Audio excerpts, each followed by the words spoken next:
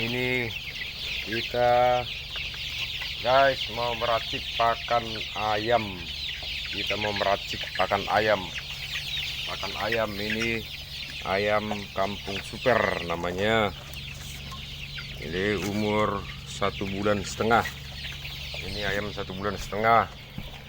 Jadi kita mau meracik pakan biar membantu saudara-saudara kita, teman-teman yang beternak swadaya.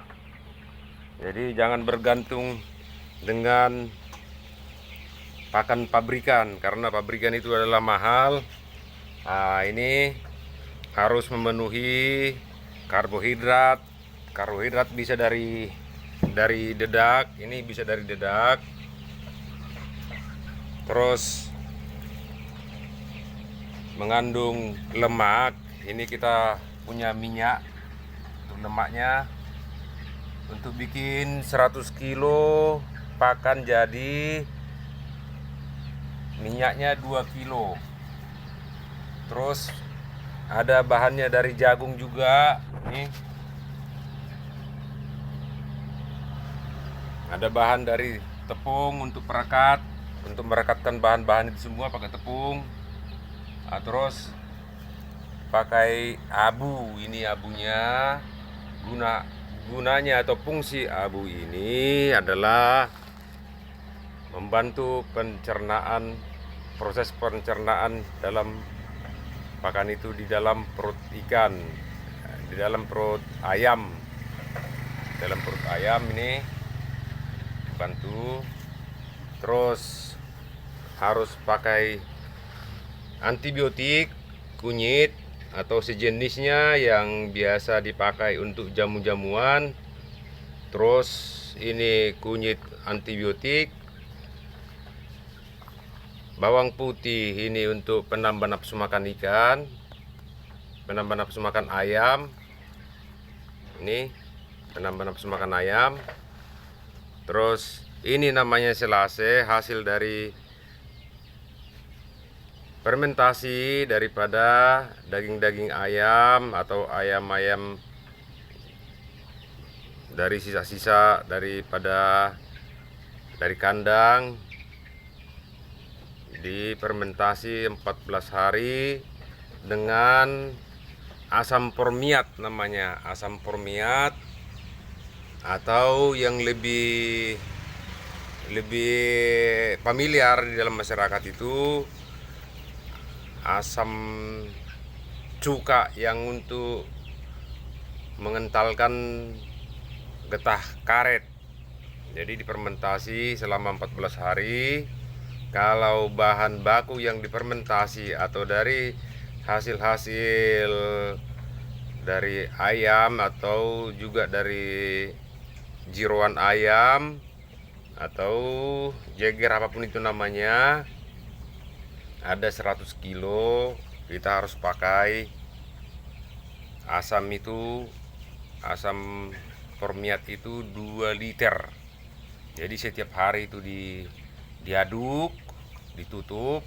Jadi setiap hari diaduk biar merata, biar proses penghancuran dari daging ataupun ikan pun boleh dibuat untuk bahan baku untuk fermentasi, meningkatkan protein dan meningkatkan daya cerna. Jadi proses fermentasi ini adalah untuk meningkatkan protein, meningkatkan daya serap untuk ternak itu sendiri. Jadi kalau ini kita belum bisa memproses kayak gini, yang masih pemula, alangkah lebih baik kita ganti dengan kepala ikan teri atau dari ikan BS yang tidak layak lagi dijual di toko-toko, di pasar penjual ikan asin. Itu banyak yang sisa, itu kita beli. Kalau di Kalimantan Barat ini harganya itu 2.000 sampai 3.000 per kilonya. Jadi kalau kita belum tahu cara memproses, membuat fermentasi, kita gantikan dengan ikan-ikan asin atau ikan BS, atau kalau kita di dekat tepi pantai kan bisa juga ikan-ikan itu apa namanya yang tidak bisa dijual kan bisa dipakai juga langsung digiling. Jadi ini tepung ini sebenarnya apa dedak ini apa abu ini sebenarnya alangkah lebih baik, lebih bagus kalau bulu ayam dari pemotongan ayam itu kita pungut dan kita bakar untuk ganti arang ini.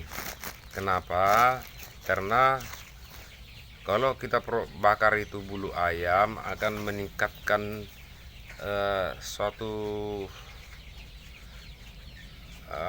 apa namanya menggurkan untuk ayam itu untuk makan. Jadi jangan ada orang bilang bahwa pakan mandiri atau buatan sendiri itu biasanya ternak tidak suka makan. Kenapa? Karena belum dimengerti kalau dia pakan ikan harus berbau amis, kalau dia pakan ayam harus berbau ayam. Makanya bulu ayam itu dipungut, dibakar, itu lebih bagus, dan proteinnya itu mengandung protein juga itu kan menurut penelitian.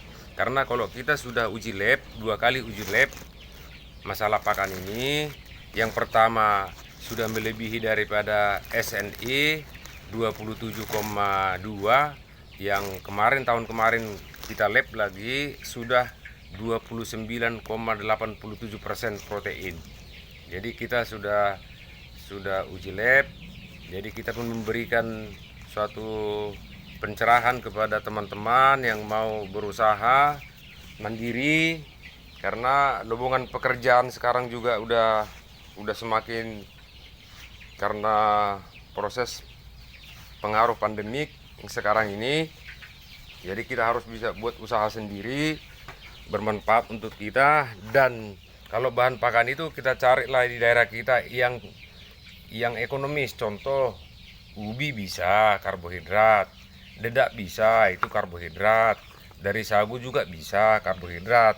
Kalau masalah minyak ini kan bisa dari kacang-kacangan, bisa dari biji karet, bisa dari sawit.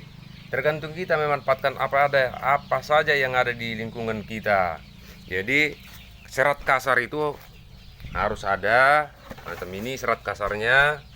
Ini serat kasar dari daun petai atau petai Cina.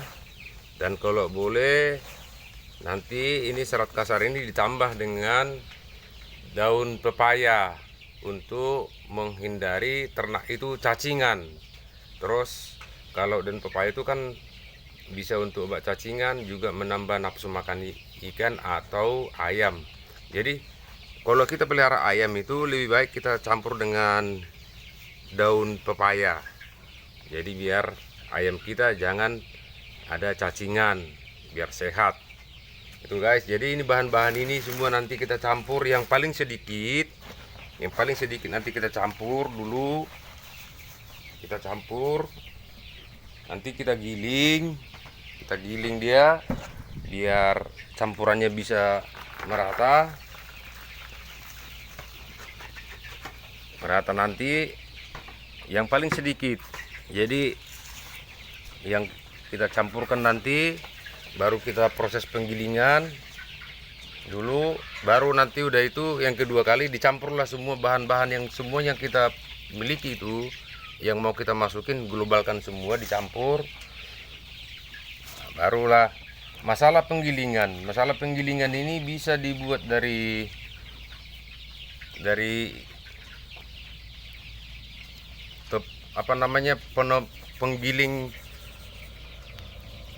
penggiling getuk atau penggiling daging, bisa dimodifikasi. Kalau saya modifikasi dulu. Ini penggilingannya itu yang penggilingan bakso atau daging ini saya pakai gearbox. Kalaupun tidak pakai gearbox boleh juga langsung, bisa, tergantung kita pandai merakitnya dan membuat biar barang itu bisa kita pakai gitu. Jadi ini kurang lebih harganya harganya 400-an sampai 500 lah. Terus ini ada penggerak. Nah, jadi kita bisa memproses apa saja yang kita mau gitu. Kalau